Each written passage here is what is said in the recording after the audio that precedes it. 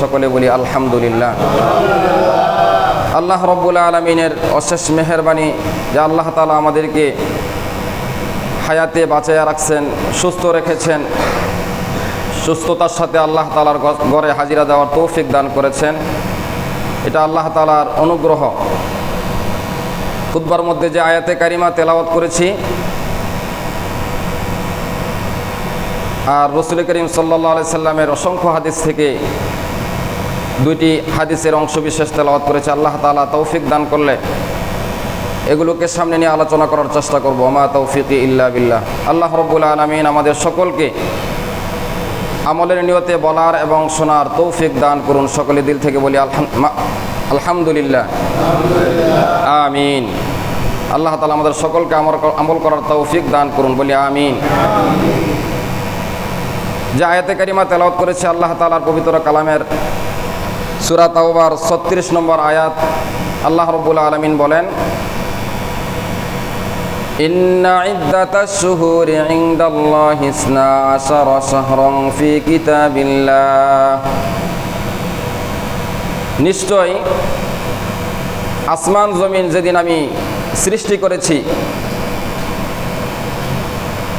এই পৃথিবীর সৃষ্টির সংলগ্ন থেকে, সূচনা থেকে আমার নিকট, আমি রব্বুল আলামিনের নিকট মাস হিসাবে গণনায় মাস হলো 12টি। 12 শাহরান ফি কিতাবিল্লাহ।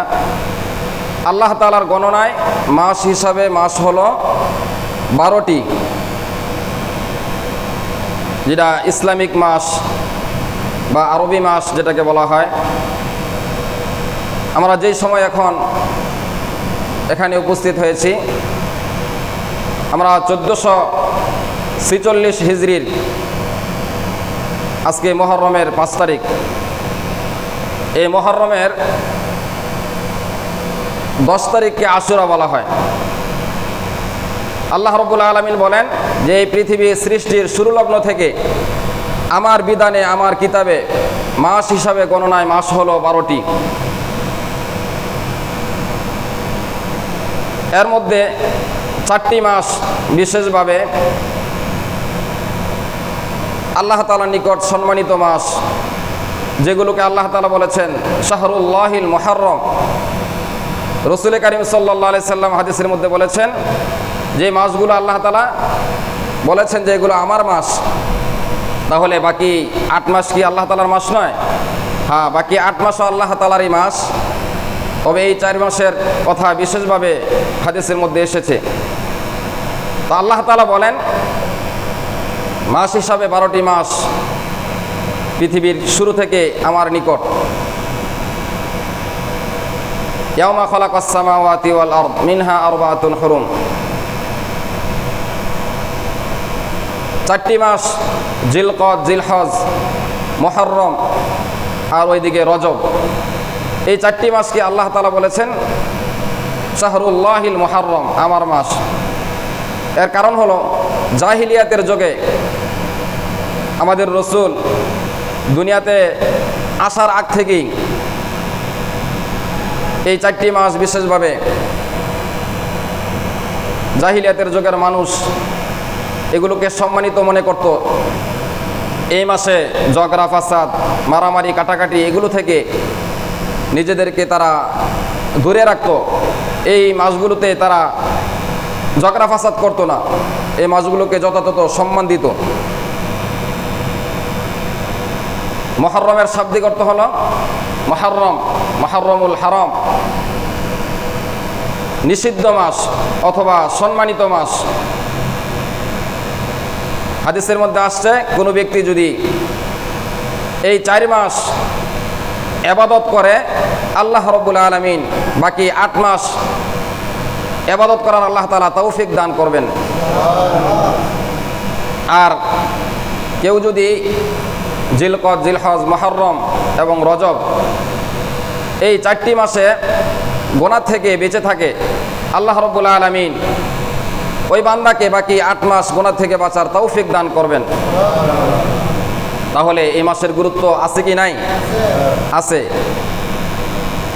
এই মাসের গুরুত্ব অনেক অনেক তাৎপর্য রয়েছে।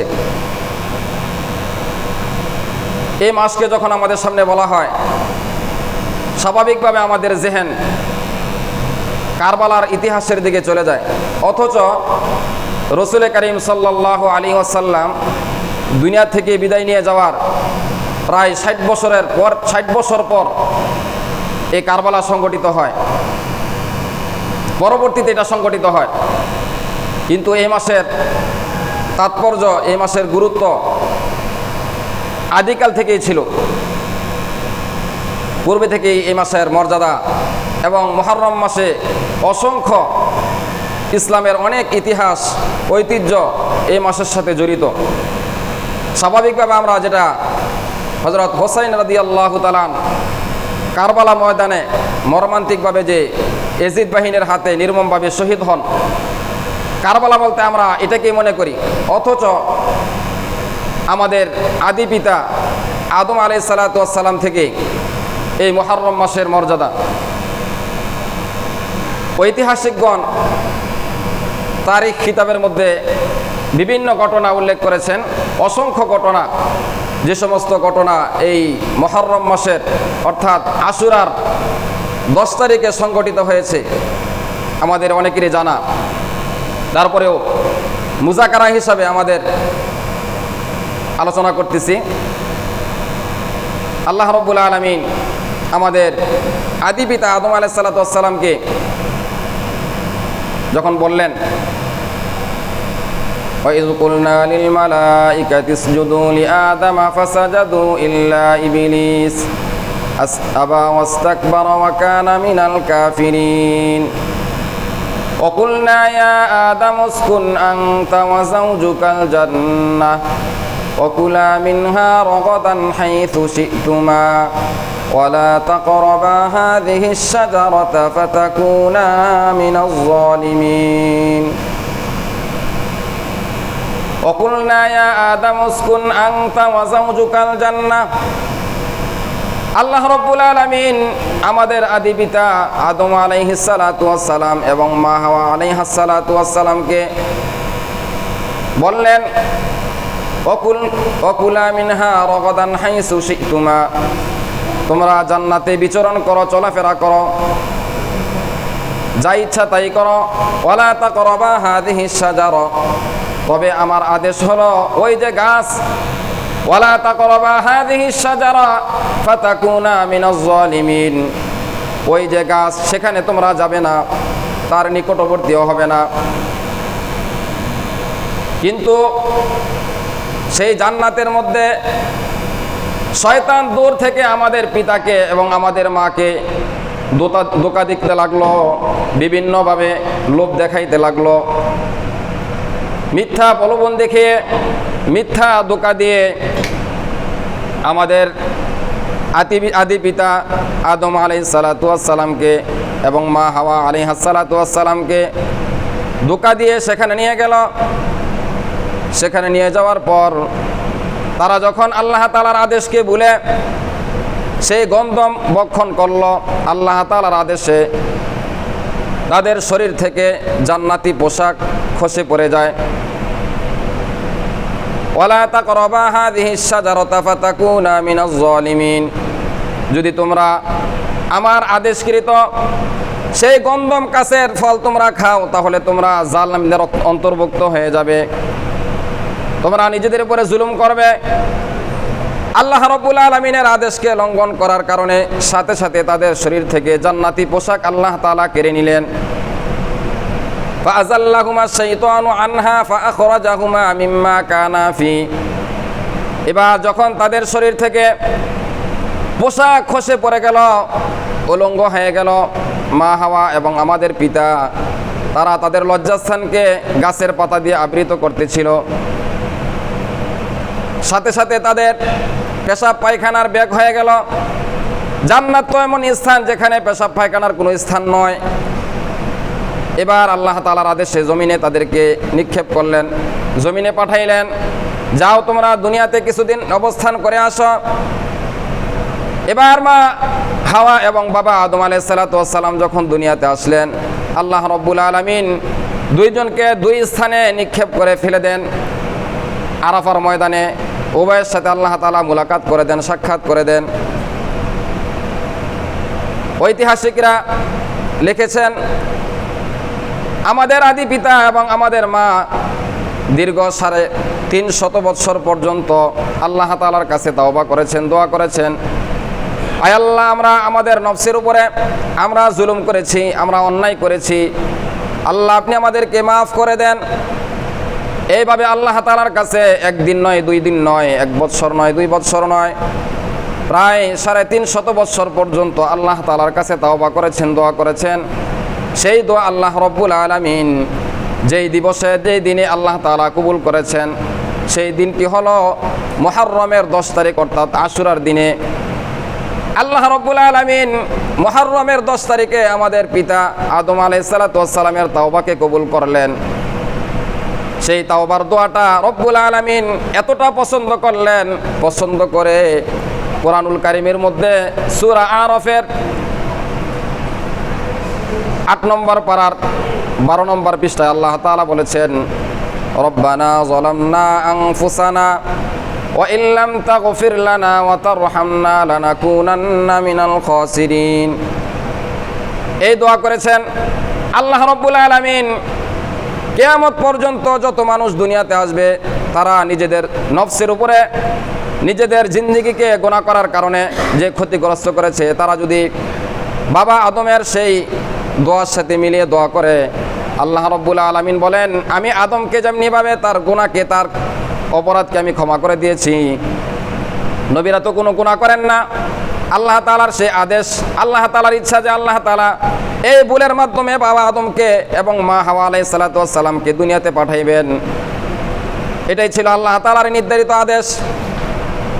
এরপরও পয়গম্বর আদম আলাইহিস সালাতু ওয়াস সালাম আল্লাহ তাআলার কাছে যখন দোয়া করলেন, সেই দোয়াটা আল্লাহ তাআলা পছন্দ করে কোরআনুল কারীমের মধ্যে আল্লাহ তাআলা লিখে দিলেন। এবং কিয়ামত পর্যন্ত যত মানুষ সেই দোয়াকে স্মরণ করে আল্লাহ তাআলার কাছে দোয়া করবে, নিজেদের অপরাধকে সামনে রেখে, আমার আপনার জীবনের যত গুনাহ হয়েছে সেই দোয়া যদি আমরা পাঠ করি, রব্বানা যালামনা আনফুসানা ওয়া ইল্লাম তাগফির লানা ওয়া তারহামনা লানাকুনান্না মিনাল খাসিরিন, আল্লাহ তাআলা আমার আপনার দোয়াকে অবশ্যই কবুল করবেন। এই দোয়াটা আমাদেরকে শিক্ষা দেওয়ার জন্য আল্লাহ তাআলা কোরআনুল কারীমের মধ্যে নিয়ে আসছেন। তাহলে এই দিনে, এই মুহররমের 10 তারিখ অর্থাৎ আশুরার দিবসে আল্লাহ তাআলা পয়গম্বর আদমের দোয়াকে, তাওবাকে আল্লাহ তাআলা কবুল করেছেন। তাহলে এই মুহররম মাসের তাৎপর্য, গুরুত্ব বাবা আদম থেকেই শুরু হয়েছে। শুধু তাই নয়, হযরত নূহ আলাইহিস সালাতু ওয়াস সালাম তিনি তার উম্মতের মাঝে 950 বছর পর্যন্ত কালিমার দাওয়াত দেন। কালিমার দাওয়াত 950 বছর পর্যন্ত দাওয়াত দেন। এই দীর্ঘ সময়ের মধ্যে কিছু সংখ্যক যারা ঈমান গ্রহণ করেছে, তাফসীরের মধ্যে আসছে 40 জোড়া নারী পুরুষ যারা ঈমান গ্রহণ করেছে। আল্লাহ তাআলার পয়গম্বর নূহ আলাইহিস সালাতু ওয়াস সালাম যখন আশা হারিয়ে ফেললেন, নৈরাশ হয়ে গেলেন যে আর কেউ ঈমান গ্রহণ করবে না, এবার আল্লাহ তাআলার কাছে দোয়া করলেন, ওয়াকালা নূহুর রাব্বি লা তাযারু আলাল আরদি মিনাল কাফিরিনা দাইয়ারা ইন্নাকা ইন তাযারহুম ইউদিল্লু ইবাদাকা ওয়া লা ইয়ালিদু ইল্লা ফাজিরান কাফফারা। নূহ যখন আল্লাহ তাআলার কাছে দোয়া করলেন, আয় আল্লাহ, আমি 950 বছর পর্যন্ত আমার উম্মতের মাঝে দ্বীনের দাওয়াত দিলাম। এত দীর্ঘ সময় পর্যন্ত দাওয়াত দেওয়ার পরে মাত্র 40 জোড়া মানুষ, 80 জন মানুষ আমার সেই দাওয়াতকে গ্রহণ করেছে, ঈমান গ্রহণ করেছে। আয় আল্লাহ, আপনি তাদেরকে ধ্বংস করে দেন যারা ঈমান গ্রহণ করে নাই। আল্লাহ তাআলা যখন জানিয়ে দিলেন, হে পয়গম্বর নূহ, আপনি আমার আদেশে, ওহিয়া ইলা নূহিন আন্নাহু লা ইউমিনা মিন কওমিকা ইল্লা মান ক্বাদ আমানা ফালা তাবতাইস বিমা কানু ইয়াফালুন। আল্লাহ রাব্বুল আলামিন পয়গম্বর নূহকে বললেন, হে আমার পয়গম্বর, আপনি একটি কিস্তি নৌকা বানান আমার তত্ত্বাবধানে, আমার দায়িত্বে, আমি যেইভাবে বলি, যেইভাবে আদেশ করি এর পূর্বে পৃথিবীতে আর দ্বিতীয়বার কোনো নৌকা তৈরি হয় নাই, জাহাজ, স্টিমার এগুলো বানানো হয় নাই। সর্বপ্রথম পয়গম্বর নূহ আলাইহিস সালাতু ওয়াস সালামকে আল্লাহ তাআলা আদেশ করলেন, আপনি নৌকা বানান, আমার তত্ত্বাবধানে আমি আপনাকে সব কিছুর দিক নির্দেশনা দিব। আপনি আগে গাছ বপন করেন, শাল কাঠ বপন করেন, এইভাবে করেন, যখন বড় হবে তার কাঠ, এরপর আপনি কি করেন, এগুলোকে তক্তা বানান। এইভাবে আল্লাহ তাআলার তত্ত্বাবধানে থেকে পয়গম্বর নূহ যখন নৌকা বানাইতেছিলেন, তার উম্মত তারা পয়গম্বর নূহকে তিরস্কার করতেছে, উপহাস করতেছে যে কোথাও কোনো পানি নাই, পান করার মতো কোনো পানি নাই, সেখানে পয়গম্বর নূহ নৌকা বানাইতেছে। তারা ঠাট্টা বিদ্রুপ করে, হাসে। যখন এই নৌকার পাশ দিয়ে যায় যে কত নির্বোধ, এখানে তো কোনো পানির গন্ধ নাই, সে কেন নৌকা বানাইতেছে? কিন্তু আল্লাহ তাআলা তো জানেন, হিকমত আল্লাহ তাআলার কাছে আছে, তাদের জানা নাই। এমনকি তাফসীরের মধ্যে আসছে তাদের ঠাট্টা বিদ্রুপ এতটা বেশি ছিল যে শেষ পর্যন্ত তারা সেই নূহ আলাইহিস সালাতু ওয়াস সালামের বানানো নৌকার মধ্যে তারা পায়খানা পর্যন্ত করেছে। নাউযুবিল্লাহ। পয়গম্বরদেরকে উম্মত কি পরিমাণ জ্বালাইছে। সেই নৌকাকে তারা যখন ময়লা স্তূপ করে ফেলল, আবার তাদের কি দিয়ে আল্লাহ তাআলা সেই নৌকা সাফ করাইলেন। লম্বা ইতিহাস। যখন আল্লাহ তাআলা আদেশ করলেন, ওয়াসনাইল ফুলকা বিআয়ুনিনা ওয়া ওয়াহয়িনা ওয়া লা তুখাতিবিনি ফিল্লাযীনা যালামু ইন্নাহুম মুগরাকুন, আল্লাহ তাআলা সময় নির্ধারণ করে দিলেন। এবার পয়গম্বর নূহ আলাইহিস সালাতু ওয়াস সালাম যারা ঈমান গ্রহণ করলেন তাদেরকে নৌকায় আরোহণ করাইলেন।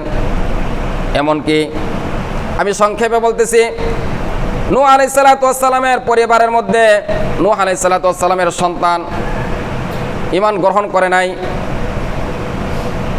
সন্তানকে বললেন, আমার নৌকায় তুমি ঈমান গ্রহণ করে আরোহণ করো। বলতেছে না, আমি নৌকায় আরোহণ করব না। ঈমানদারদেরকে আল্লাহ তাআলার আদেশে নৌকায় আরোহণ করাইলেন, কিন্তু নিজের পরিবারভুক্ত, নিজের সন্তান, আপন সন্তান, সে ঈমান গ্রহণ করে নাই, সেই নৌকায় আরোহণ করে নাই। বারবার বলতেছি, পিতা, হে আমার সন্তান, তুমি ঈমান গ্রহণ করো, যদি বাঁচতে চাও, আর না হয় আল্লাহ তাআলার আযাব এসে ধ্বংস হয়ে যাবে।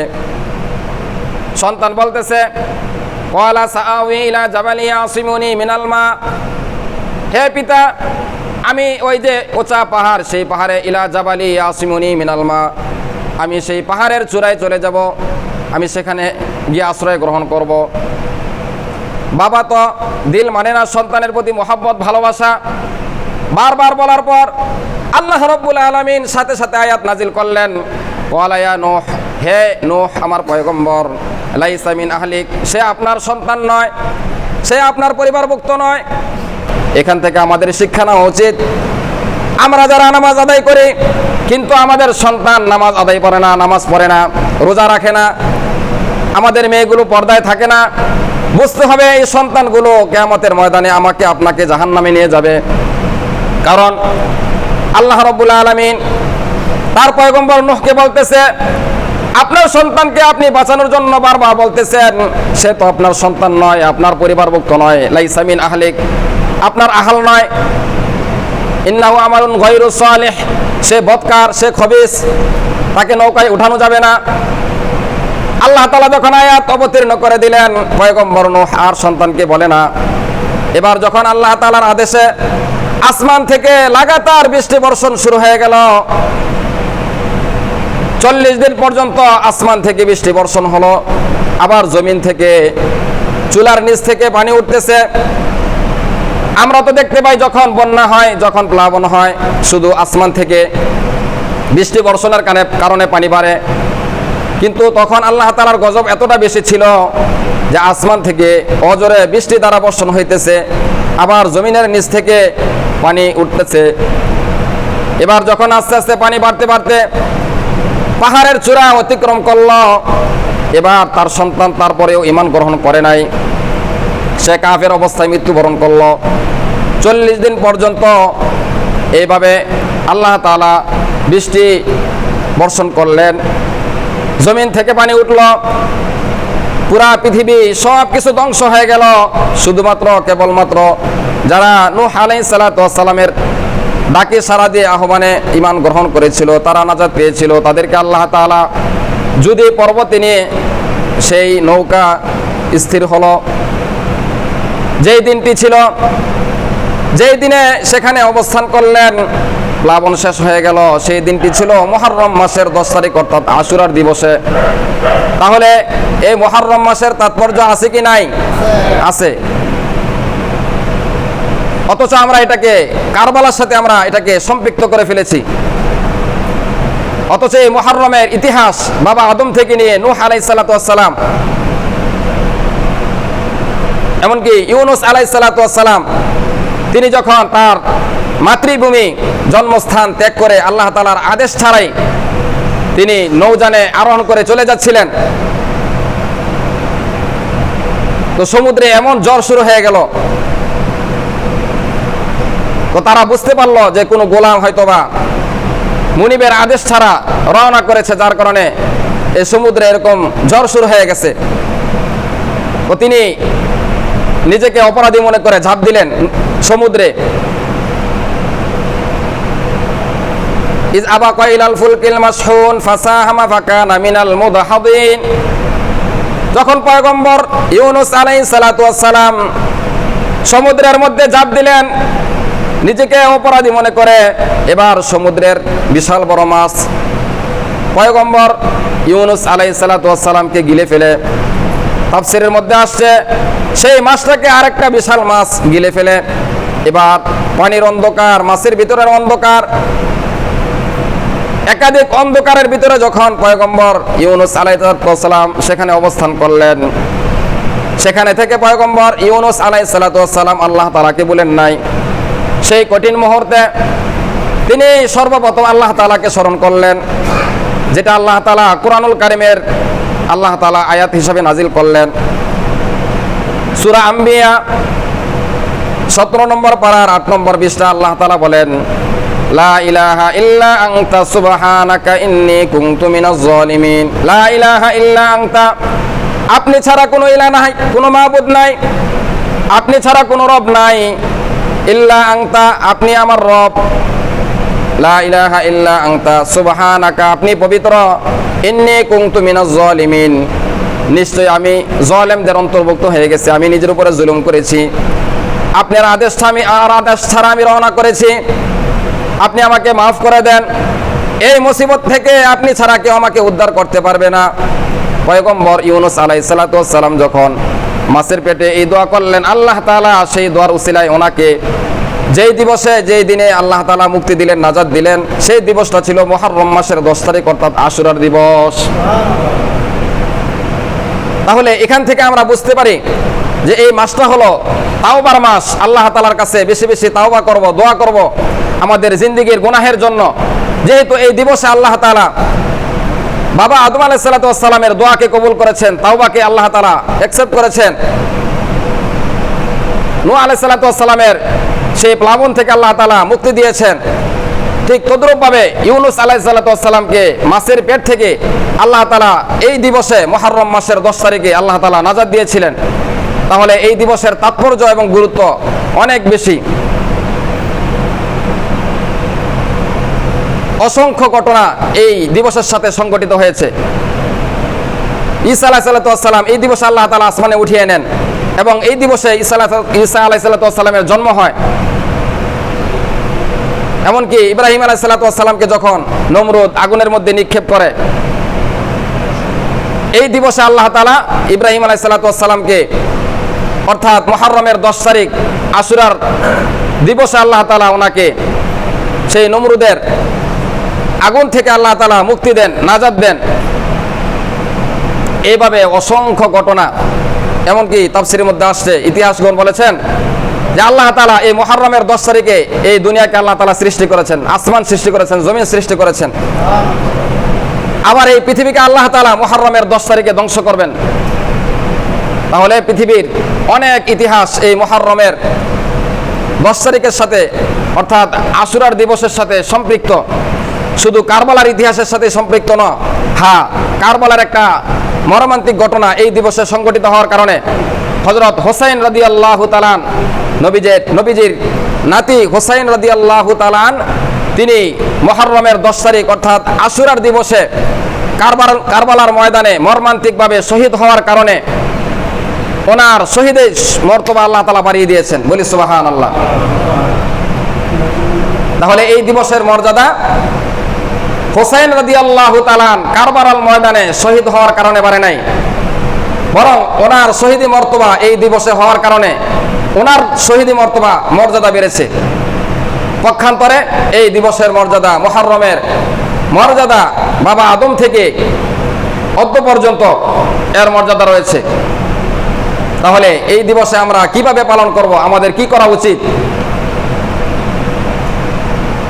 রাসূল করিম সাল্লাল্লাহু আলাইহি ওয়াসাল্লাম কদিমাল মাদিনা, হযরত রাইসুল মুফাসসিরিন হযরত আব্দুল্লাহ ইবনে আব্বাস রাদিয়াল্লাহু তাআলা তিনি হাদিস বর্ণনা করেন, বুখারী শরীফের 2006 নম্বর হাদিস। তিনি বলেন, রাসূল করিম সাল্লাল্লাহু আলাইহি ওয়াসাল্লাম যখন মক্কা থেকে হিজরত করে মদিনায় গেলেন, সেখানে যাওয়ার পর দেখলেন যে মদিনার ইহুদিরা এই মুহররমের 10 তারিখে রোজা রাখে। জিজ্ঞেস করলেন যে তোমরা এই দিবসে কেন রোজা রাখো? মদিনার ইহুদিদেরকে যে তোমরা এই দিবসে মুহররমের অর্থাৎ আশুরার 10 তারিখে কেন রোজা রাখো? তো ইহুদিরা বললেন যে আমরা এই দিবসে এই জন্য রোজা রাখি যে আমাদের নবী মুসা আলাইহিস সালাতু ওয়াস সালাম এবং বনি ইসরাইলকে আল্লাহ তাআলা ফেরাউনের অত্যাচার থেকে, জুলুম থেকে আল্লাহ তাআলা নাজাত দিয়েছেন মুহররমের 10 তারিখে। এই জন্য আমরা এই দিবসে রোজা রাখি, এই দিবসকে আমরা রোজা হিসাবে পালন করি। তো নবীজি ইহুদিদের জবাবে বললেন, ওয়া নাহনু আহাক্কু বিমূসা মিনকুম ফাসামাহু ওয়া আমারা বিসিয়ামিহি, যে আমি নবী মুহাম্মদুর রাসূলুল্লাহ, সকলে বলি সাল্লাল্লাহু আলাইহি ওয়াসাল্লাম, মুসা আলাইহিস সালাতু ওয়াস সালামের ভাই হিসাবে আমি সবচেয়ে বেশি হকদার, আমি তার অনুসারী। আমার ভাই মুসা এই দিবসে যেহেতু ফেরাউনের অত্যাচার থেকে নাজাত পেয়েছেন এবং বনি ইসরাইল মুক্তি পেয়েছে, সেই নীল দরিয়ায় ফেরাউনের সৈন্যবাহিনীকে আল্লাহ তাআলা চুবিয়ে মারছে, আর মুসা আলাইহিস সালাতু ওয়াস সালাম এবং বনি ইসরাইলকে আল্লাহ তাআলা নাজাত দিয়েছেন, মুক্তি দিয়েছেন। তাহলে ওনাহনু আহাক্কু বিমূসা মিনকুম ফাসামাহু ওয়া আমারা বিসিয়ামিহি, আমি নবী এখন থেকে এই দিবসে রোজা রাখবো। এবং নবীজি রোজা রাখলেন এবং সাহাবায়ে কেরামকে বললেন যে তোমরাও এই দিবসে অর্থাৎ মুহররমের 10 তারিখে রোজা রাখবে, এই আদেশ করলেন। এবং বললেন যে আগামী বছর যদি আমি হায়াতে বেঁচে থাকি তাহলে আমি 2টা রোজা রাখবো, অর্থাৎ 9 তারিখের রোজা আর 10 তারিখের রোজা, 9 মুহররম এবং 10ই মুহররম 2টা রোজা রাখবো যদি হায়াতে আল্লাহ তাআলা আমাকে বাঁচায় রাখেন, এই আদেশ করলেন। কিন্তু আল্লাহ তাআলার ইচ্ছা, এর পরবর্তী বছর তিনি দুনিয়াতে ছিলেন না, আল্লাহ তাআলা ওনাকে নিয়ে নেন, ওনার ইন্তেকাল হয়ে যায়। কিন্তু আদেশ করে গেছেন, কেন? সিয়ামু আশুরা আহতাসিবু আলাল্লাহ আইয়ুকাফিরাস সানাতাল্লাতী ক্বাবলাহু, যে তোমরা মুহররমের 10 তারিখে রোজা রাখো। এই রোজার কি ফজিলত? নবীজি বলেন, ক্বালান নাবিয়্যু সাল্লাল্লাহু আলাইহি ওয়াসাল্লাম সিয়ামু আশুরা আহতাসিবু আলাল্লাহি আইয়ুকাফিরাস সানাতাল্লাতী ক্বাবলাহু, পয়গম্বর বলেন আমি আল্লাহ তাআলার কাছে এই আশা রাখি, এই আশাবাদী যে আল্লাহ তাআলা যে বান্দা আশুরার 10 তারিখে রোজা রাখবে, আল্লাহ তাআলা তার পিছনের 1 বছরের সগীরা গুনাহগুলো মাফ করে দিবেন। আমি এই আশা রাখি আমার রবের কাছে, আমার মালিকের কাছে। অতএব তোমরা এই আশুরার 10 তারিখে রোজা রাখো। এবং বললেন সুমু আশুরা, তোমরা আশুরার রোজা রাখো। অখালিফু ফীহিল ইয়াহুদা ক্বাবলাহু ইয়াওমান ওয়া বা'দাহু ইয়াওমান, তোমরা ইহুদিদের মোকাবেলা করো, ইহুদিদের খেলাফ করো।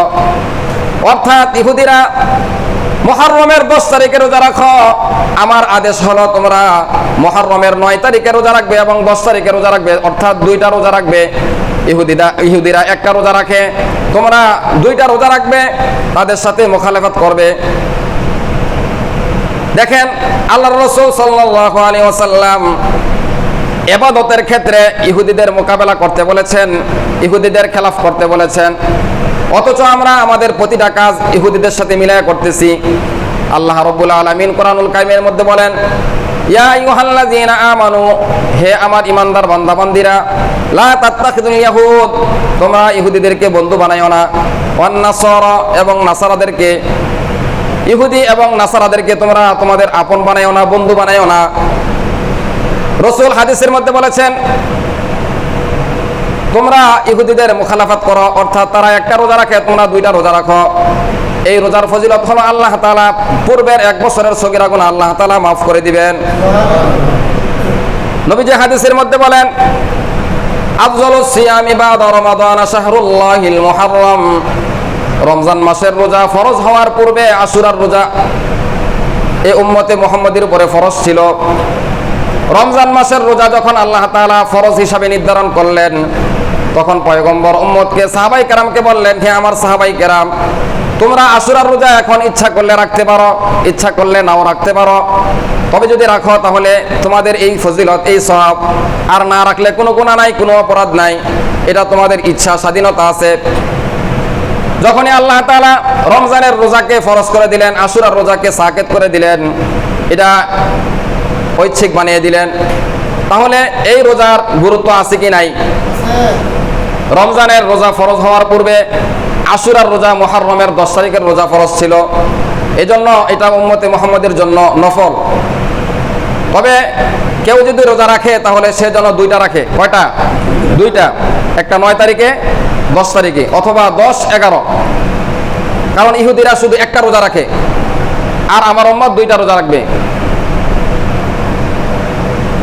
উম্মুল মুমিনিন হযরত হাফসা রাদিয়াল্লাহু তাআলা আনহা তিনি বর্ণনা করেন, রাসূল করিম সাল্লাল্লাহু আলাইহি ওয়াসাল্লাম 4টা আমল কখনো তিনি ছাড়তেন না। 1 নম্বর হলো মুহররমের 10 তারিখের রোজা, অর্থাৎ আশুরার রোজা তিনি কখনো ছাড়েন নাই। 2 নম্বর জিলহজের প্রথম 10 দিনের রোজা পয়গম্বর কখনো ছাড়েন নাই, এই 2টা আমল। 3 নম্বর হলো প্রত্যেক মাসের 3টা রোজা, 13, 14, 15, এই 3টা রোজা পয়গম্বর রাখতেন। 4 নম্বর ফজর নামাজের যে সুন্নত 2 রাকাত, সেই জন্য সুন্নত পয়গম্বর কখনো ছাড়েন নাই। উম্মুল মুমিনিন হযরত হাফসা রাদিয়াল্লাহু তাআলা আনহা বলেন, এই 4টা আমল পয়গম্বর কখনো ছাড়েন নাই। কয়টা আমল? 4টা আমল। মুহররমের রোজা, জিলহজের প্রথম 10 দিনের রোজা, প্রত্যেক মাসের 3টা রোজা, আর ফজর নামাজের 2 রাকাত যে সুন্নত, সেই সুন্নত কখনো ছাড়েন নাই। তাহলে এই হাদিস দ্বারা আমরা এই দিনের গুরুত্ব আমরা বুঝতে পারি। তাহলে অসংখ্য হাদিস দ্বারা এই দিবসের মর্যাদা রয়েছে। অন্য হাদিসের মধ্যে আসছে, যে ব্যক্তি এই আশুরার দিবসে অর্থাৎ মুহররমের 10 তারিখে নিজের পরিবার পরিজনের জন্য উত্তম খাবারের ব্যবস্থা করবে, ভালো খাবারের ব্যবস্থা করবে, আল্লাহ তাআলা তাকে সারা বছর ভালো খাবারের ব্যবস্থা করবেন। বলি সুবহানাল্লাহ। তাহলে আমার জন্য, আপনার জন্য, উম্মতে মুহাম্মাদের জন্য এই মুহররম মাস থেকে, মুহররম মাসে আমাদের কি করণীয় এবং কি বর্জনীয়, সাহাবাই কারাম যেইভাবে এই দিবসকে পালন করেছেন আমাদের সেইভাবে পালন করতে হবে। অথচ আমাদের সমাজে দেখা যায় এই মুহররম বলতে আমরা কারবালার ইতিহাস জানি, অথচ এটা রাসূল করিম সাল্লাল্লাহু আলাইহি ওয়াসাল্লাম ইন্তেকালের কত পরে সংঘটিত হয়েছে। এর পূর্বে অসংখ্য ঘটনা এই মুহররম মাসের সাথে সম্পৃক্ত। এই দিবসে হাই হাসান হাই হোসেন বলে নিজের শরীরে আঘাত করা, রক্তাক্ত করা, নিজের চেহারায় আঘাত করা, রাসূল করিম সাল্লাল্লাহু আলাইহি ওয়াসাল্লাম হাদিসে পাকের মধ্যে বলেছেন, বুখারীর হাদিস, নবীজি বলেন, কেউ যদি নিজের চেহারায়, নিজের শরীরে নিজে আঘাত করতে থাকে আর চিল্লাইতে থাকে, হাই হাসান হাই হোসেন বলতে থাকে, সে যেন আমার উম্মত নয়। কারো ইন্তিকালে সে এতটুকু বলবে, ইন্না লিল্লাহি ওয়া ইন্না ইলাইহি রাজিউন, যে আমাদের বেঁচে থাকাটা এটা আল্লাহ তাআলার পক্ষ থেকে, আমাদের মৃত্যু এটাও আল্লাহ তাআলার পক্ষ থেকে। আমরা আল্লাহ তাআলার কাছেই ছিলাম রূহের জগতে, আবার আল্লাহ তাআলার কাছে আমরা ফিরে যাব। তাহলে সর্ব অবস্থায় মুসিবতে কি পড়বে? ইন্না লিল্লাহি ওয়া ইন্না ইলাইহি রাজিউন, এতটুকু পড়বে।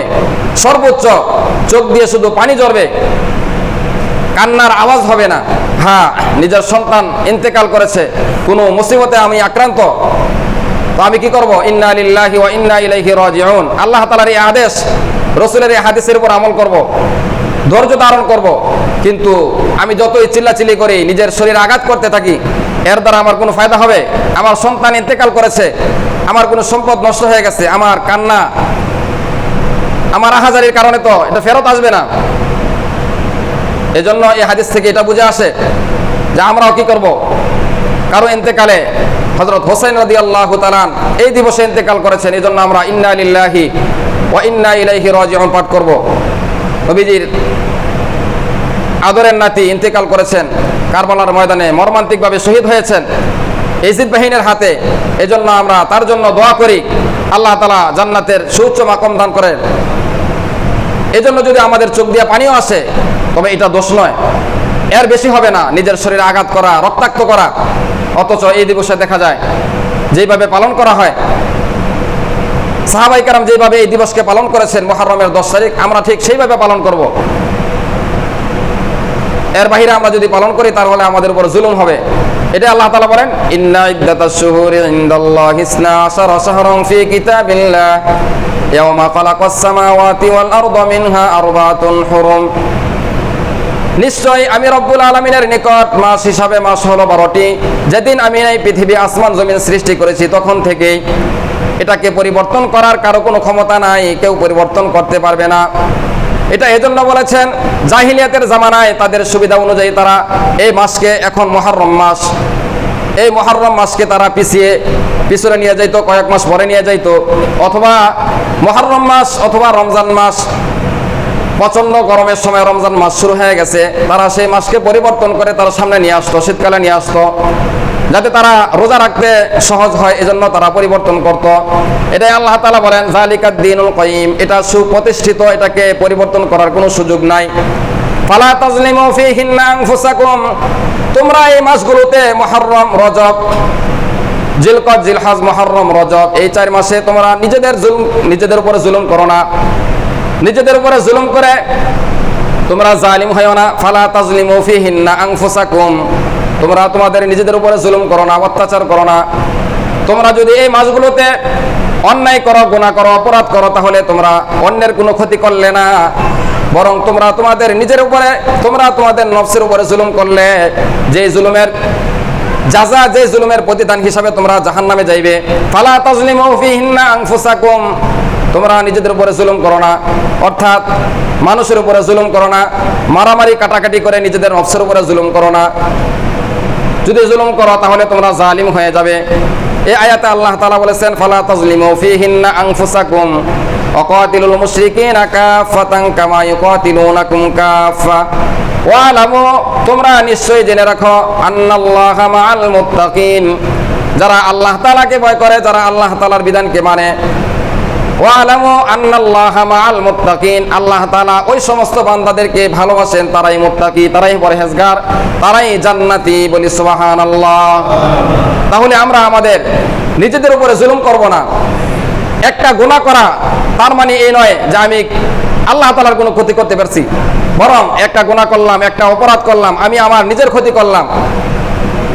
আমি আমার অঙ্গের কোনো অঙ্গ যদি আমি ধারালো অস্ত্র দ্বারা আঘাত করি তাহলে শরীর থেকে রক্ত বের হবে, অথবা একটা আঙ্গুল কেটে ফেললাম, এটা যেরকম নিজের উপরে জুলুম, ঠিক তদ্রূপভাবে কোনো বান্দা যখন সে নিজের উপরে জুলুম করে, নামাজ না পড়া, এটাই নিজের উপরে জুলুম। মিথ্যা বলা, চুগলখড়ি করা, হত্যা করা, অন্যায়ভাবে কারো জমিন দখল করা, এটা নিজের উপরে জুলুম। তাহলে এই সমস্ত অপরাধের কাজ থেকে, জুলুম থেকে নিজেকে বাঁচানো, যারা নিজেকে আল্লাহ তাআলার এই আদেশ থেকে, গুনাহের কাজ থেকে নিজেকে বাঁচাইবে, আল্লাহ তাআলা বলেন, ওয়ালামু, নিশ্চয় তোমরা জেনে রাখো, মাআল মুত্তাকিন, আমি মুত্তাকিদের সাথে আছি। আল্লাহ তাআলা যদি আমাদের সাথে থাকেন তাহলে আমাদের কোনো ভয় আছে? ভয় নাই। আল্লাহ তাআলা আমাদের সকলকে বুঝার এবং আমল করার তৌফিক দান করুন।